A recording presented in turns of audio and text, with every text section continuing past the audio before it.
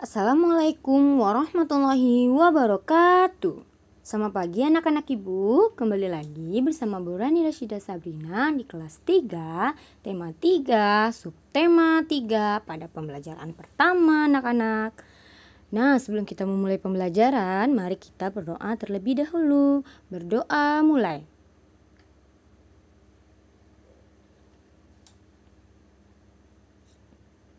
Berdoa selesai. Nah, anak-anak ibu, pada pagi hari ini kita akan mempelajari tentang perubahan wujud benda. Jadi di subtema 3 ini kita akan mengetahui berbagai macam perubahan bentuk benda. Nah, anak-anak ibu bisa memperhatikan gambar yang ada di halaman 119. Kira-kira anak-anak ibu bisa menebak perubahan wujud benda apa saja yang terjadi pada gambar tersebut? Nah, ada salah satunya temanmu yang memakan es krim di dalamnya. Es krim. Nah, kira-kira es krim adalah perubahan wujud apa, Nak? Apakah padat ke cair? Ataukah cair ke gas? Ataukah gas ke padat? Nah, itulah yang akan kita pelajari pada hari ini, anak-anak. Nah, kalian telah mengenal wujud benda. Ada padat, cair, dan gas. Kalian juga telah mengetahui sifat-sifatnya. Sekarang, apa yang terjadi jika benda tersebut dipanaskan, didinginkan, dan diletakkan di udara terbuka? Apakah benda-benda itu mengalami perubahan? Benda dapat mengalami perubahan wujud jika benda tersebut dipanaskan atau didinginkan. Perubahan wujud apa sajakah yang akan terjadi? Perubahan wujud benda di alam tanda kebesaran Tuhan. Marilah pelajari perubahan wujud di sekitarmu. Nah, jadi anak-anak, perubahan wujud benda di alam itu adalah tanda kebesaran Allah Subhanahu wa taala, Tuhan semesta alam. Nah, dengan itu kita mengetahui bahwa Allah sangat besar kuasanya, dapat mengubah wujud benda. Sekarang ayo kita membaca sifat mencair. Hari ini sangat terik. Lani membeli es krim bersama teman-temannya. Beberapa saat es krim berubah menjadi cair. Mengapa hal itu terjadi? Bagaimana jika kamu meletakkan es batu di luar? Tentu saja lama-kelamaan es tersebut akan berubah menjadi air, bukan? Nah, begitu juga ketika kamu memegang coklat. Lama-kelamaan coklat tersebut akan meleleh. Mengapa? Coklat meleleh karena terkena panas tanganmu. Perubahan wujud dari padat menjadi cair disebut mencair atau meleleh ya anak-anak, atau melebur. Jadi sudah kita temukan jawabannya ya, bahwa es krim adalah perubahan dari benda padat menjadi benda cair. Kenapa es krim benda padat, Bu? Ya, es krim awalnya berbentuk padat anak-anak, walaupun ia disebut es krim. Nah, es krim itu padat, lalu kita berada di udara terbuka. Di udara terbuka artinya panas matahari.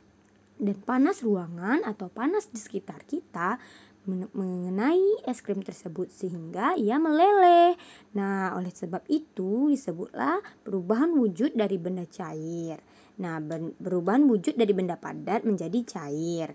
Nah, perubahan wujud dari benda padat menjadi cair itulah yang kita sebut peristiwa mencair atau meleleh anak-anak. Nah, bagaimana dengan es batu? Es batu jika kita keluarkan dari kulkas, maka lama-kelamaan dia berubah menjadi air. Itulah yang disebut dengan proses mencair. Ya anak-anak, jadi apakah yang dimaksud dengan mencair? Tentunya anak-anak Bu bisa menjawabnya, bukan? Nah, pernahkah kamu melihat proses mencair lainnya? Lalu berikan contoh proses mencair dalam kehidupan sehari-hari kita. Pada wacana tersebut, proses mencair terjadi pada es. Apakah proses mencair terjadi juga pada logam? Nah, kira-kira bagaimana anak-anak? Silakan anak-anak ibu cari jawabannya ya. Benda padat jika terkena panas akan mencair. Peristiwa mencair tidak hanya terjadi pada es, namun proses mencair juga terjadi pada benda-benda padat lainnya. Apakah semua benda padat mencair pada waktu bersamaan? Untuk memahami ini, lakukan percobaan berikut. Nah, anak-anak, karena kita masih dalam masa pandemi, anak-anak ibu bisa mencobakan bahan dan alat untuk percobaan mencair tersebut di rumah ya. Nah, ada 4 buah gelas plastik bekas kemasan air mineral. Bisa anak-anak ibu cobakan. Kemudian es batu, coklat, kapur, dan mentega. Dengan es batu, coklat, kapur, dan mentega tersebut, kita dapat membuat langkah-langkah percobaan berikut. Nah, masukkan setiap benda ke dalam gelas tersebut. Gelas plastik bekas ya. Satu gelas diisi dengan satu benda anak-anak. Nah, jadi satu gelas itu satu benda. Anak-anak ibu bisa melihat pada gambar. Nah, berikut ini ya. Letakkan gelas tersebut di ruangan terbuka. Ruangan yang terkena cahaya matahari langsung. Atau anak-anak ibu bisa meletakkan meja dan juga gelas ini ke luar perkarangan rumah. Kemudian kita letakkan gelas tersebut dan diamkan selama 15 menit. Anak-anak ibu bisa menggunakan stopwatch ya. Coba perhatikan apa yang akan terjadi. Nah, yang akan terjadi kira-kira apa anak-anak? Karena dia terletak di udara terbuka, maka pengamatan kita adalah hasilnya bagaimana? Nah, jika kamu mencoba, maka hasil pengamatanmu adalah semua benda-benda yang ada di dalam gelas tersebut akan mencair. Nah, tetapi kecuali ada satu yang tidak mencair anak-anak, yaitu kapur. Kenapa kapur tidak mencair? Karena kapur adalah benda padat yang tidak bisa mencair. Nah, ada informasi penting anak-anak. Es mencair jika suhunya mencapai 0 derajat Celcius. Besi dapat dicairkan jika dipanaskan sampai suhu 600 derajat Celcius. Setiap benda mulai mencair pada suhu yang berbeda-beda. Suhu di mana benda mulai mencair disebut titik leleh.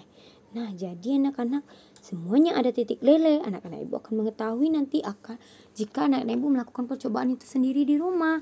Seperti batu es, itu adalah titik lelehnya sangatlah mudah ya anak-anak. Kalau batu es nanti dia akan mencair lebih dahulu dibandingkan yang lainnya. Apakah kamu menyukai coklat? Coklat adalah makanan yang digemari anak-anak. Coklat mudah mencair jika disimpan di luar ruangan. Perhatikan kemasan coklat di bawah ini. Manakah coklat yang paling berat? Nah, jadi di gambar ini ada coklat anak-anak. Ada coklat dengan ukuran 120 gram, lalu ada coklat dengan ukuran 60 gram, dan coklat ukuran 70 gram. Nah, hari ini Lani berulang tahun anak-anak. Lani akan merayakan bersama-sama temannya. Ibu ingin membuatkan kue coklat untuk Lani. Sebelum itu, mari kita ketahui coklat mana yang paling berat. Benar sekali, tentu saja coklat dengan ukuran 120 gram. Ya, karena ia memiliki massa lebih berat dan juga ukurannya juga besar ya anak-anak. Nah, bahan untuk membuat kue coklat adalah yang pertama 8 butir kuning telur, lalu 200 gram gula tepung dan setengah sendok teh garam, lalu 5 butir telur yang diambil putihnya. Bahan yang dicampur menjadi satu adalah 1 sendok teh baking powder, lalu 25 gram coklat bubuk dan 125 gram mentega, 25 gram maizena, dan 1 kg coklat masak. Tuliskan satuan baku yang digunakan pada resep di atas anak-anak. Satuan baku adalah satuan standar. Tuliskan pada kolom berikut. Nah, kira-kira satuan baku yang digunakan pada resep di atas adalah apa kira-kira anak-anak? Ya, ada gram dan juga ada kilogram dan ada Nah, itu adalah disebut dengan satuan baku ya. Satuan baku adalah satuan yang sudah ibu terangkan waktu itu yang ada tangganya anak-anak. Itu merupakan satuan baku namanya. Kemudian bagaimana dengan satuan tidak baku? Nah, satuan yang digunakan pada resep ada yang tidak baku juga. Dapatkah kamu menemukannya? Nah, kira-kira anak-anak, satuan yang tidak baku adalah satuan yang tidak terdapat pada tangga satuan berat kemarin. Satuan berat kemarin ada kilogram, hektogram atau ons, dekagram, gram, desigram, sentigram, dan miligram. Kemudian bagaimana dengan satuan tidak baku? Ya, satuan yang tidak terdapat pada hal tersebut, yaitu satuan 8 butir contohnya. Atau sendok teh, nah 1/4 sendok teh. Nah, itu adalah contoh dari satuan tidak baku ya anak-anak. Jadi, adakah satuan baku lainnya? Ya, ada lagi satuan baku lainnya selain kilogram, hektogram, dekagram dan gram dan lain-lain itu, yaitu ton dan kuintal. Nanti anak-anak ibu akan pelajarinya di kelas lanjut. Oke anak-anak, silakan kita sekarang selain membuat kue coklat, Lani membuat minuman es buah anak-anak. Minuman segar yang berisi buah-buahan dicampur dengan es. Bantulah Lani menimbang bahan-bahan untuk membuat es buah. Bacalah soal di bawah ini dan tuliskan cara mendapatkan hasilnya anak-anak. Jadi, yang pertama Lani membutuhkan sirup untuk membuat es buah. Berat 1 botol sirup adalah 600 gram. Berapa gram berat dari 3 botol sirup? Nah, anak-anak ibu dapat mengalihkan 3 dikali 600 gram anak-anak. Nah, anak-anak ibu bisa menggunakan 3 dikali 6 terlebih dahulu. Kira-kira berapa? 3 dikali 6? Ya benar. 3 dikali 6 adalah 6 ditambah 6 ditambah 6. Yaitu, ya benar sekali, 18. Kita tambahkan nolnya 2 di belakang. Jadi 1800 gram. Nah, anak-anak ibu saya mengerti? Jika anak-anak ibu belum memahami menggunakan perkalian, anak-anak ibu bisa menambahkan. Jadi 600 ditambah 600 ditambah 600 lagi. 600-nya ada 3 anak-anak. Jadi hasilnya adalah tetap 1000. Ya, 3 kali 6. 1800. Bagus sekali. Bagaimana dengan soal yang kedua? Buah yang digunakan untuk membuat es beraneka ragam. Perhatikan berat buah pada timbangan berikut anak-anak. Nah, pada timbangan yang pertama itu adalah buah yang berwarna hijau. Kira-kira berapa beratnya? 20 anak-anak. Nah, lalu yang kedua itu gambar buah yang berwarna merah, ada lebih dari 30. Ada 30, 1, 2, 3, 4, 5, 6. Ada 3, 1, 2, 3, 4. Ya 6, 36 berarti ya. Ada 36 gram. Nah, karena dia meminta pada satuan gram. Berapa gram berat semua buah? Anak-anak ibu tinggal menjumlahkan. Lalu buah manakah yang timbangannya paling berat? Kamu bisa membandingkannya ya. Nah, lanjutkan pekerjaanmu sampai ke nomor 5 anak-anak. Selanjutnya, di negara-negara yang mengalami 4 musim, saat musim dingin tiba akan turun salju. Salju akan mencair begitu ganti musim semi. Tahukah kamu bahwa setiap butiran salju mempunyai bentuk yang khas?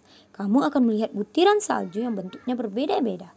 Bentuk yang berbeda-beda jika dilihat di bawah mikroskop dari gambar adalah sebagai berikut. Nah, ini dapat anak-anak ibu lihat. Ini adalah butiran salju yang bentuknya berbeda-beda jika dilihat di bawah mikroskop anak-anak.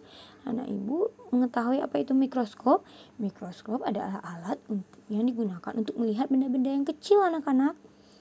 Nah, dari gambar butiran salju terciptalah karya seni seperti berikut ini. Ini adalah karya seni yang tercipta dari butiran salju. Kamu dapat menghasilkan karya seni, untuk itu kamu harus menggabungkan garis, bentuk, dan warna. Jadi karya seni itu adalah gabungan garis, bentuk, dan warna. Dengan demikian hasilnya menjadi harmoni yang indah. Nah, anak-anak ibu dapat memperhatikan ada percakapan di halaman 129. Nah, katanya di sana, garis adalah goresan yang memanjang dan mempunyai arah tertentu. Garis dapat dibuat pendek, panjang, lurus, tipis, vertikal, horizontal, melengkung, berombak, halus, tebal, miring, patah-patah, dan masih banyak lagi sifat lainnya. Lalu dijawab oleh Udin. Bentuk juga dapat bermacam-macam, di antaranya bulat, persegi, tidak beraturan, dan sebagainya. Lani juga mengatakan bahwa ada beragam warna, di antaranya warna primer, yaitu merah, kuning, dan biru. Banyak warna yang diperoleh dari campuran ketiga warna primer tersebut. Dapatkah kamu menyebutkan warna lainnya? Nah, anak-anak, tentunya anak-anak ibu sudah mempelajarinya di kelas 2 ya, bahwa warna primer adalah warna merah, kuning, dan biru. Lalu, percampuran dari warna-warna tersebutlah terjadi warna sekunder. Lalu percampuran warna sekunder terjadilah warna tersier. Warna sekunder adalah merah dicampur kuning misalnya, akan terbentuk orange. Itu adalah warna sekunder. Nah, anak ibu ingat lagi ya. Lalu perhatikan gambar di halaman 129. Nah, ini adalah gambarnya tadi ya anak-anak. Nah, ini adalah gambarnya. Lalu perintah soalnya adalah sebutkan garis, bentuk, dan warna yang kamu amati pada gambar. Unsur karyanya misalnya ada garis, bentuk, dan warna. Hasil pengamatanmu, bentuk garis ada berapa anak-anak? Nah, 1, 2, tentu banyak sekali ya. Dan juga bentuk, hasil pengamatanmu ada bentuk apa saja? Ada bentuk lingkaran, ada bentuk apa lagi? Persegi, lalu ada bentuk segitiga. Nah, itu bentuk-bentuk. Kemudian warna, ada warna apa saja di sini anak-anak? Ya, ada warna merah, biru, kuning, hijau, dan semacamnya. Coba buat aneka bentuk garis. Kamu dapat mewarnai sehingga indah hasilnya. Aneka bentuk garis itu ada garis lengkung. Ya, anak-anak, jadi hasil pengamatannya ada garis lurus, garis lengkung, garis apa lagi? Garis pendek, garis panjang, garis vertikal. Nah, banyak sekali ya anak-anak bisa berkreasi di sini. Nah, anak-anak ibu, kegiatan bersama orang tua adalah orang tua membantu siswa mengamati proses mencair yang terjadi dalam kehidupan sehari-hari. Contohnya pada saat memasak di dapur ataupun di sekitar rumah. Nah, untuk tugas untuk pembelajaran 2 itu anak-anak ibu akan menyiapkan bahan dan alat untuk membuat es krim yang akan dilakukan pada pembelajaran 2. Nah, jadi pembelajaran 2 nanti kita akan belajar membuat es krim lagi. Nah, sekian pembelajaran kita pada pembelajaran 1 hari ini ya anak-anak. Wabillahi taufiq wa hidayah. Wassalamualaikum warahmatullahi wabarakatuh.